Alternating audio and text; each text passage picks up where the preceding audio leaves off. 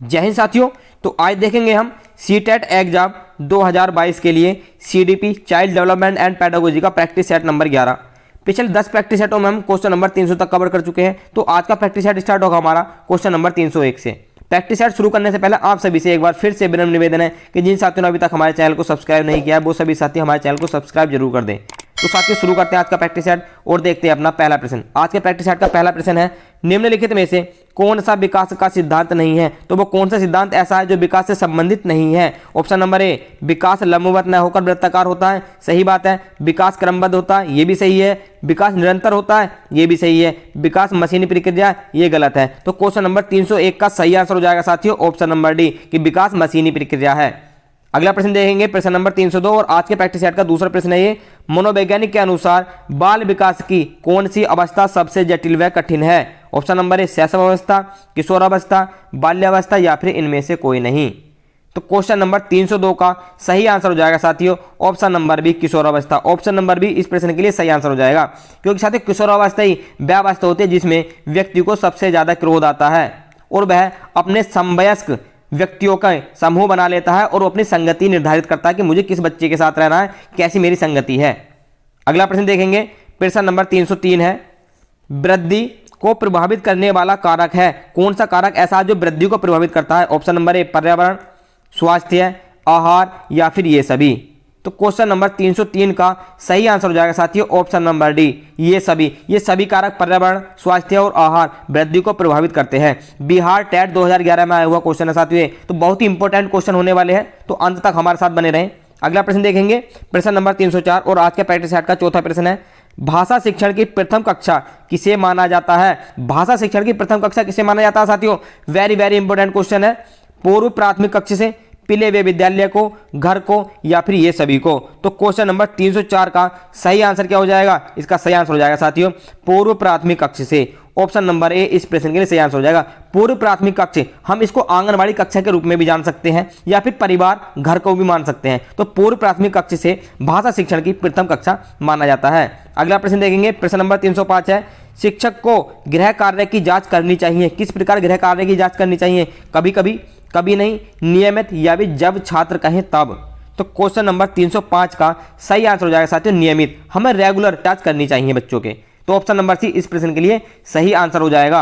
अगला प्रश्न देखेंगे प्रश्न नंबर 306, बुरी आदतों को सुधारा जा सकता है किसके द्वारा? डांट डपट कर, दोषारोपण द्वारा, अनुबंधन द्वारा या फिर ये सभी। तो क्वेश्चन नंबर 306 का सही आंसर हो जाएगा साथियों ऑप्शन नंबर सी, अनुबंधन द्वारा। महत्वपूर्ण युक्तियां लगाकर बुरी आदतों को सुधारा जा सकता है। ऑप्शन नंबर सी इस प्रश्न के लिए सही आंसर हो जाएगा। अगला प्रश्न देखेंगे प्रश्न नंबर 307, समाजीमिति तकनीक का प्रयोग किया जाता है आर्थिक स्तर की जांच में, समाज के सर्वेक्षण में, समाजीकरण की जांच में या फिर उपरोक्त सभी। तो क्वेश्चन नंबर 307 का सही आंसर हो जाएगा साथियों ऑप्शन नंबर सी, समाजीकरण की जांच में। ऑप्शन नंबर सी इस प्रश्न के लिए सही आंसर हो जाएगा। अगला प्रश्न देखेंगे प्रश्न नंबर 308, निम्न में से कौन सी सृजनात्मकता की विशेषता नहीं है? क्रिएटिविटी की कौन सी विशेषता नहीं है? मौलिकता, उत्पादकता, अपरिवर्तनशीलता या फिर नवीन ज्ञान की खोज। तो बिहार टेट 2011 में आया हुआ क्वेश्चन है। इस क्वेश्चन का सही आंसर क्या हो जाएगा? इसका सही आंसर हो जाएगा साथियों ऑप्शन नंबर सी, अपरिवर्तनशीलता। ऑप्शन नंबर सी इस प्रश्न के लिए सही आंसर हो जाएगा। अगला प्रश्न देखेंगे प्रश्न नंबर 309 आज के प्रैक्टिस सेट का, विद्यार्थियों से प्रतिक्रिया प्राप्त करने का आदर्श प्रतीक्षा समय यानी कि वेटिंग टाइम डैश के सही अनुपात में होना चाहिए। ऑप्शन नंबर ए, पिछले पाठों से प्रश्नों का उत्तर देने के लिए विद्यार्थी द्वारा लिया गया समय, वास्तविक जीवन में प्रश्न की प्रासंगिकता, पाठ्यचर्या में प्रकरण विशेष के लिए आवंटित समय या फिर प्रश्न का कठिनाई स्तर। तो क्वेश्चन नंबर 309 का सही आंसर क्या हो जाएगा साथियों? इसका सही आंसर हो जाएगा ऑप्शन नंबर डी, प्रश्न के कठिनाई के स्तर को जानते हुए ही विद्यार्थियों को प्रतीक्षा समय देना चाहिए कि यह उस सवाल को कितने समय में कर सकता है। ऑप्शन नंबर डी इस प्रश्न के लिए सही आंसर हो जाएगा और सीटेट 2012 में आया हुआ क्वेश्चन है। अगला प्रश्न देखेंगे प्रश्न नंबर 310, मान लीजिए आप विद्यालय शिक्षा बोर्ड के अध्यक्ष हैं। आप अपने अधिकार क्षेत्र के अंतर्गत आने वाले विद्यालयों की शिक्षा की संपूर्ण गुणवत्ता को सुधारने के लिए क्या योजना बनाएंगे? इस प्रकार का प्रश्न किसका उदाहरण है? ऑप्शन नंबर ए, निम्न स्तरीय अभिसारी, निम्न स्तरीय अपसारी, उच्च स्तरीय अभिसारी या फिर उच्च स्तरीय अपसारी। तो क्वेश्चन नंबर 310 का सही आंसर क्या हो जाएगा साथियों? इसका सही आंसर हो जाएगा हाई ऑर्डर डाइवर्जेंट, उच्च स्तरीय अपसारी। ऑप्शन नंबर डी इस प्रश्न के लिए सही आंसर हो जाएगा। अगला प्रश्न देखते हैं, प्रश्न नंबर 311 है, सतत एवं व्यापक मूल्यांकन की योजना में व्यापक शब्द के अलावा निम्नलिखित के द्वारा समर्थित किया जाता है। Option number A JP Guilford का बुद्धि संरचना का सिद्धांत, एल थर्स्टन का प्राथमिक मानसिक योग्यताओं का सिद्धांत, या फिर बहुबुद्धि सिद्धांत, या सूचना प्रकरण सिद्धांत। तो क्वेश्चन नंबर 311 का सही आंसर क्या हो जाएगा? इसका सही आंसर हो जाएगा साथियों option number A JP Guilford का बुद्धि संरचना सिद्धांत। इस प्रश्न के लिए सही आंसर हो जाएगा ऑप्शन नंबर ए। साथियों साथ में यह भी ध्यान देना है कि जेपी गिलफोर्ड ने बुद्धि संरचना का सिद्धांत दिया था और एल थर्स्टन ने प्राथमिक मानसिक योग्यताओं का सिद्धांत दिया था। तो अगला प्रश्न देखेंगे आज के प्रैक्टिस सेट का, प्रश्न नंबर 312, कक्ष में शिक्षक और विद्यार्थी किस प्रकार जेंडर को करते हैं, यह सीखने के वातावरण में किस प्रकार सहायता करता है। ऑप्शन नंबर ए रूपांतरित को क्षुब्ध करता है, परिभाषित को कम प्रभावी बनाता है, व्याख्यायित पर कोई प्रभाव नहीं डालता, या फिर निर्मित पर प्रभाव डालता है। तो क्वेश्चन नंबर 312 का सही आंसर क्या हो जाएगा? इसका सही आंसर हो जाएगा साथियों ऑप्शन नंबर ए रूपांतरित और को क्षुब्ध करता है। ऑप्शन नंबर ए इस प्रश्न के लिए सही आंसर हो जाएगा। सीटेट 2012 में आया हुआ क्वेश्चन है साथियों, बहुत ही इंपॉर्टेंट क्वेश्चन होने वाले हैं आज के। अगला प्रश्न देखेंगे, प्रश्न नंबर 313, विज्ञान के प्रयोगों में सामान्यतः लड़के उपकरणों का नियंत्रण अपने हाथों में लेते हैं और लड़कियों से आंकड़ों को रिकॉर्ड करने अथवा बर्तन को धोने के लिए कहते हैं। यह प्रवृत्ति दर्शाती है, यह प्रवृत्ति किस ओर इशारा करती है? ऑप्शन नंबर ए पुरुष और स्त्री की रूढ़िबद्ध भूमिकाएं विद्यालय में भी होती हैं, या फिर लड़के उपकरणों को ज्यादा कुशलता से संभालते हैं क्योंकि वे इस प्रकार के कार्य को करने में प्राकृतिक रूप से सक्षम होते हैं, या फिर लड़कियां नाजुक होने के कारण वैसे काम करना पसंद करती हैं जिनमें ऊर्जा की खपत कम होती है, लड़कियां बेहतरीन अवलोकनकर्ता होती हैं और बिना किसी गलती के आंकड़ों का रिकॉर्ड रखती हैं। तो क्वेश्चन नंबर 313 का सही आंसर क्या हो जाएगा साथियों? इसका सही आंसर हो जाएगा ऑप्शन नंबर ए कि पुरुष और स्त्री की रूढ़िबद्ध भूमिकाएं विद्यालय में भी होती हैं। ऐसा समझा जाता है कि इससे यह काम आसानी से नहीं होगा, लड़की यह काम नहीं कर सकती है। तो ये रूढ़िबद्ध भूमिका साथियों विद्यालय में भी होती है। ऑप्शन नंबर ए इस प्रश्न के लिए सही आंसर हो जाएगा।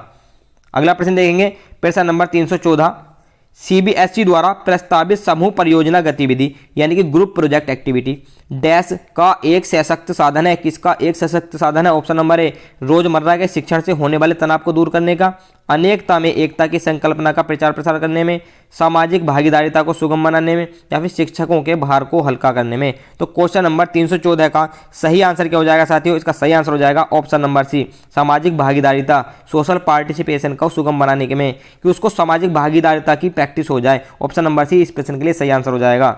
अगला प्रश्न देखेंगे, रेवन का प्रोग्रेसिव मैट्रिसेज परीक्षण का उदाहरण है। ऑप्शन नंबर ए असमूह बुद्धि लब्धांक, व्यक्तित्व, मौखिक बुद्धि लब्धांक, या फिर संस्कृति मुक्त बुद्धि लब्धांक। तो क्वेश्चन नंबर 315 का सही आंसर क्या हो जाएगा? इसका सही आंसर हो जाएगा साथियों कल्चर फ्री आईक्यू यानी कि संस्कृति मुक्त बुद्धि लब्धांक। ऑप्शन नंबर डी इस प्रश्न के लिए सही आंसर हो जाएगा। अगला प्रश्न देखेंगे, प्रश्न नंबर 316 और आज के प्रैक्टिस सेट का 16वां प्रश्न है, निम्नलिखित में से कौन सा सिद्धांत पाठ्य योजना में शामिल नहीं है? वेरी वेरी इंपॉर्टेंट क्वेश्चन है साथियों। तो कौन सा सिद्धांत ऐसा जो पाठ्य योजना में शामिल नहीं है? ऑप्शन नंबर ए योजना की दृढ़ता, ऑप्शन नंबर बी शिक्षार्थियों का ज्ञान, उद्देश्यों की स्पष्टता, या फिर शिक्षण का ज्ञान। तो क्वेश्चन नंबर 316 का सही आंसर हो जाएगा साथियों ऑप्शन नंबर ए योजना की दृढ़ता। ऑप्शन नंबर ए इस प्रश्न के लिए सही आंसर हो जाएगा। अगला प्रश्न देखेंगे, एक महिला ने भोजन प्राप्त करने के लिए अपने बच्चे को बेच दिया है। ध्यान दीजिएगा साथियों, एक महिला ने भोजन प्राप्त करने के लिए अपने बच्चों को बेच दिया है। इस खबर को डैश के आधार पर अच्छी तरह समझाया जा सकता है। किस प्रकार इस खबर को हम समझा सकते हैं? ऑप्शन नंबर ए मनोसामाजिक सिद्धांत, या पुनर्बलित आकस्मिकताओं का सिद्धांत, मनोविश्लेषणात्मक सिद्धांत, या फिर पदानुक्रमिक आवश्यकताओं का सिद्धांत। तो क्वेश्चन नंबर 317 का सही आंसर क्या हो जाएगा? इसका सही आंसर हो जाएगा साथियों पदानुक्रमिक आवश्यकताओं का सिद्धांत। आवश्यकताओं की अवधारणा हम इसमें समझा सकते हैं कि उसको कितनी आवश्यकता थी खाने की कि उसने अपने बच्चे को बेच दिया। ऑप्शन नंबर डी इस प्रश्न के लिए सही आंसर हो जाएगा। अगला प्रश्न देखेंगे, प्रश्न नंबर 318 आज के प्रैक्टिस सेट का, बुद्धि लब्धांक यानी कि आईक्यू के आधार पर विभिन्न समूहों में विद्यार्थियों का वर्गीकरण उनकी स्वयं सेल्फ एस्टीम को डैश है और उनके शैक्षणिक निष्पादन यानी कि एकेडमिक परफॉर्मेंस को है। तो साथियों इन दोनों रिक्त स्थानों में क्या भरा जाएगा? घटाता है, दोनों में घटाता आएगा, या फिर एक में घटाता और दूसरे में प्रभावित नहीं करता, या फिर बढ़ाता और घटाता, या बढ़ाता और बढ़ाता। तो क्वेश्चन नंबर 318 का सही आंसर हो जाएगा साथियों ऑप्शन नंबर बी घटाता और प्रभावित नहीं करता। ऑप्शन नंबर बी इस प्रश्न के लिए सही आंसर हो जाएगा। ये साथियों बुद्धि लब्धांक के आधार पर विभिन्न समूहों में विद्यार्थियों का वर्गीकरण उनकी स्वयं गरिमा को घटाता है और उनके शैक्षणिक निष्पादन को प्रभावित नहीं करता है। ऑप्शन नंबर बी इस प्रश्न के लिए सही आंसर हो जाएगा। अगला प्रश्न देखेंगे, जॉन डीबी द्वारा समर्थित लैब विद्यालय के उदाहरण हैं। लैब विद्यालय के उदाहरण कौन से हैं? ऑप्शन नंबर ए पब्लिक विद्यालय, सामान्य विद्यालय, फैक्ट्री विद्यालय या फिर प्रगतिशील विद्यालय। सीटेट 2012 में आया हुआ क्वेश्चन है साथियों ये। तो क्वेश्चन नंबर 319 का सही आंसर हो जाएगा ऑप्शन नंबर डी प्रगतिशील विद्यालय। ऑप्शन नंबर डी इस प्रश्न के लिए सही आंसर हो जाएगा। ऐसे विद्यालय जो प्रगति के पथ पर अभी भी अग्रसर हैं। अगला प्रश्न देखेंगे, प्रश्न नंबर 320 और आज के प्रैक्टिस सेट का 20वां प्रश्न है। लॉरेंस कोहलबर्ग के द्वारा प्रस्तावित निम्नलिखित चरणों में से प्राथमिक विद्यालयों के बच्चे किन चरणों का अनुसरण करते हैं? ऑप्शन नंबर ए आज्ञा पालन और दंड उन्मुखीकरण, व्यक्तिकता और विनिमय, अच्छे अंतर्वैयक्तिक संबंध या फिर सामाजिक अनुबंध और व्यक्तिगत अधिगत अधिकार। तो कौन से ऑप्शन इसमें से सही हो जाएंगे? ऑप्शन ए सही होगा या ऑप्शन ए और बी दोनों सही होंगे? तो पहला देखते हैं, बी और ए सही है, बी और डी सही है, ए और डी सही है या फिर ए और सी सही है? तो क्वेश्चन नंबर 320 का सही आंसर हो जाएगा साथियों ऑप्शन नंबर ए, बी और ए और बी ऑप्शन इसमें सही आंसर हो जाएंगे। ऑप्शन नंबर ए इस प्रश्न के लिए सही आंसर हो जाएगा। अगला प्रश्न देखेंगे, प्रश्न नंबर 321।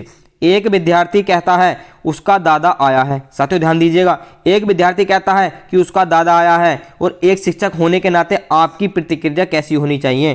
कि दादा आया है की जगह पर दादाजी आए हैं कहना चाहिए, या फिर आप अपनी भाषा पर ध्यान दीजिए हमें ऐसा बोलना चाहिए, या अच्छा उसके दादाजी आए हैं, या फिर बच्चे आप सही वाक्य नहीं बोल रहे हैं। तो हमें निम्न में से क्या करना चाहिए? सीटेट 2012 में आया हुआ क्वेश्चन है साथियों।